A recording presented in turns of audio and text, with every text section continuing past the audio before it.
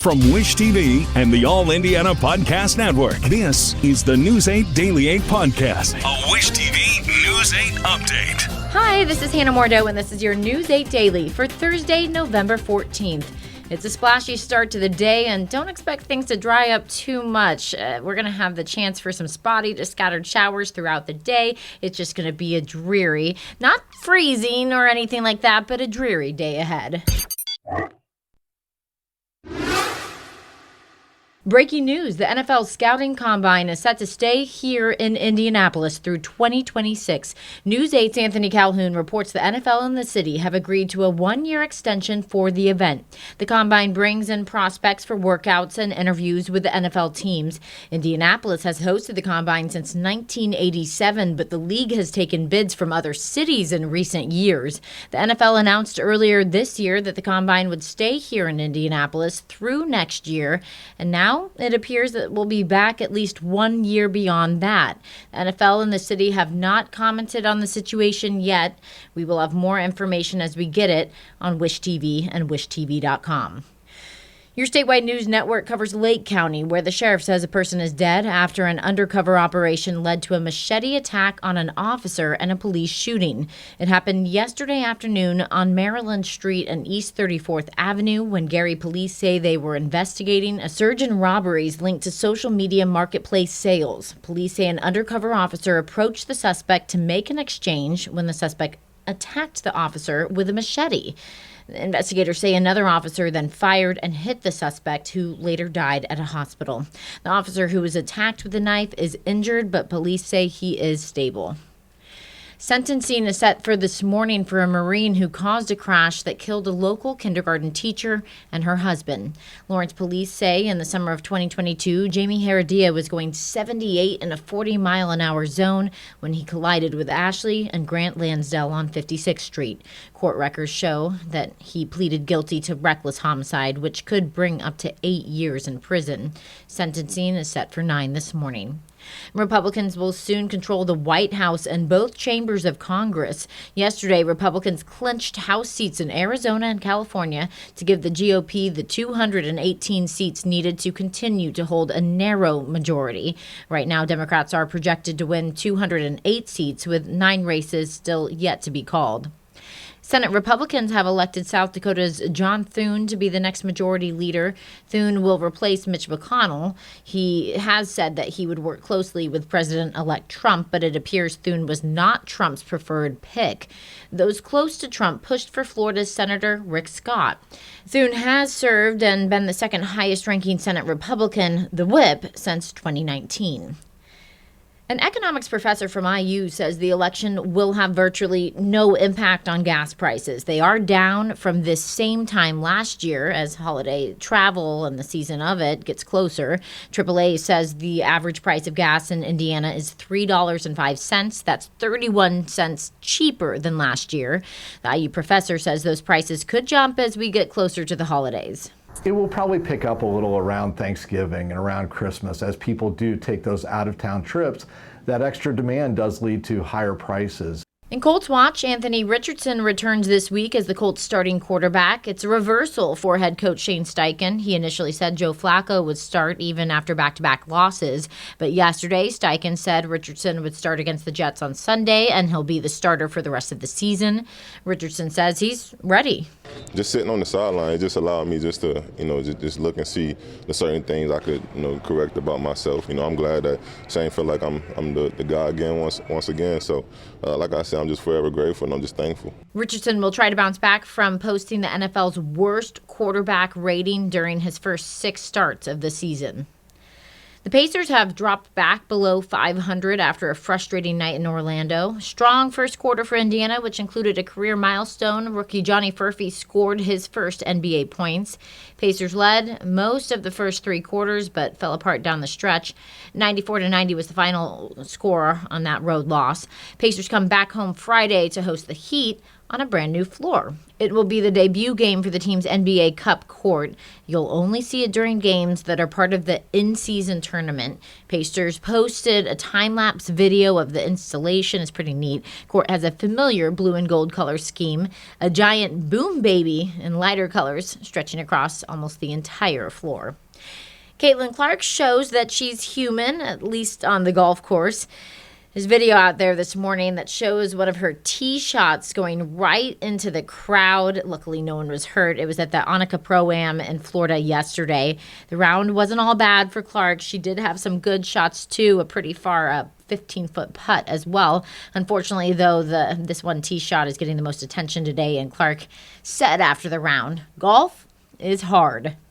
Leaders in Westfield are touting the economic impact they expect to see from the arrival of LIV Golf. We broke the news yesterday on Daybreak that the tour is bringing its season-ending tournament to the club at Chatham Hills. It's a 3-day event set for August. News 8's Colin Bailey is at the course this morning. Promoters in the city are throwing out some big numbers with this. Between 21 million and 30 million, that's the economic impact that LIV Golf's going to bring here to Central Indiana and the Westfield area. And we have Betsy Hankey Garfield joining us. How excited are you for LIV Golf to be here in Westfield? We cannot wait. We are so excited. We're so honored as well that they've selected Indiana, they've selected Indianapolis, and more importantly, they've selected our home course here at Chatham Hills. We were just talking about the rich golf history here in Indiana. Yep. What does this do for that to kind of continue this forward? Yeah, I think that was something that was so impressive to them when they learned that this was the last course that, legendary golf course architect Pete Dye had designed and built. And they were even more impressed to learn that he, raised his family here and lived here most of his life, citing that most in the golf industry know Pete, but they do not know that he's a Hoosier. And so I think that's a really special thing that we're excited that the world will now get to know and learn more about that legacy.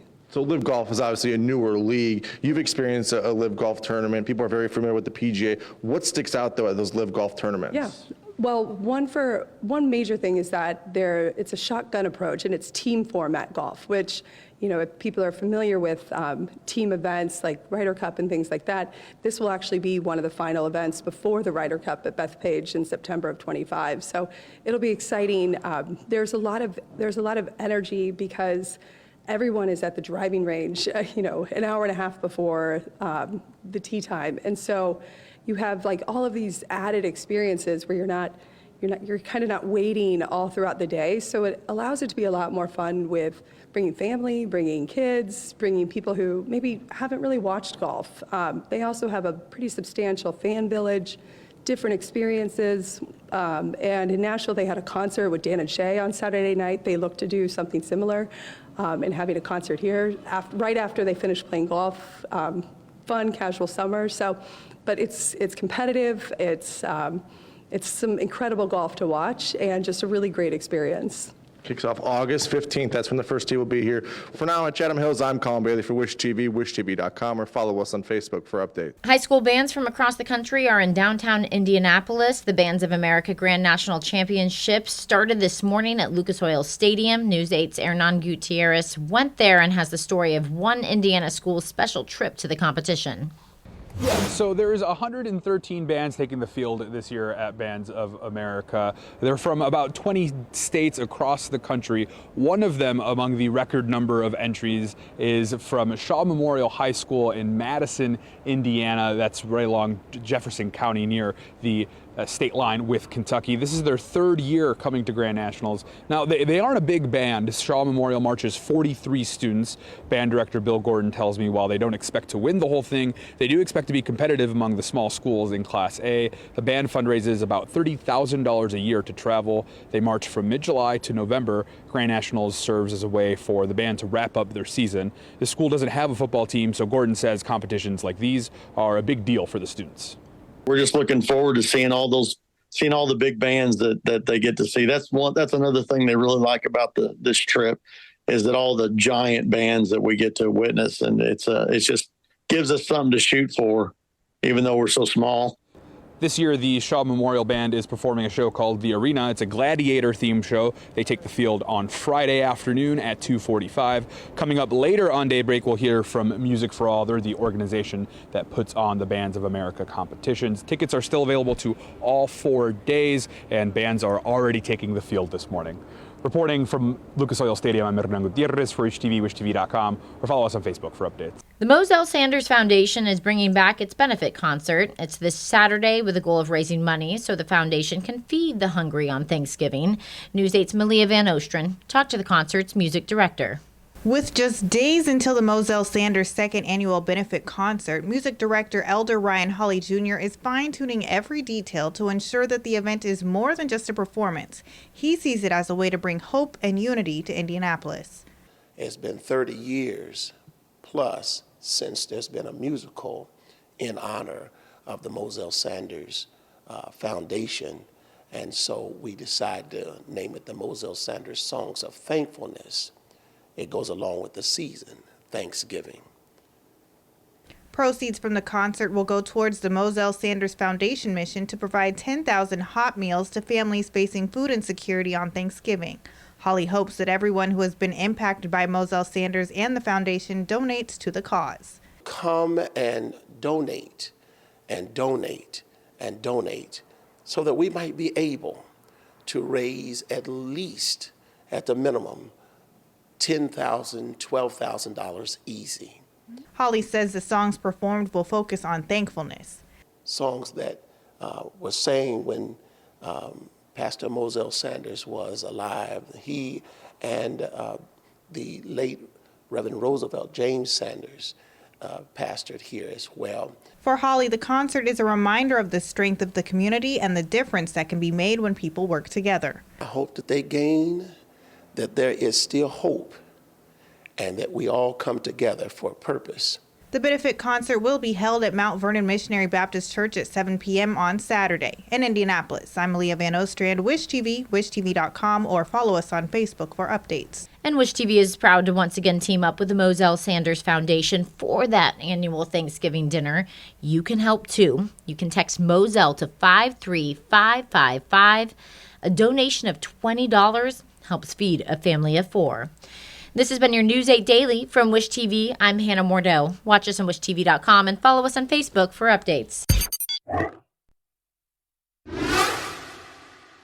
This is the News 8 Daily 8 podcast, a Wish TV News 8 update on demand. For even more, on demand and on the go, connect with Wish TV on Facebook at WishTV.com and on the free Wish TV mobile app.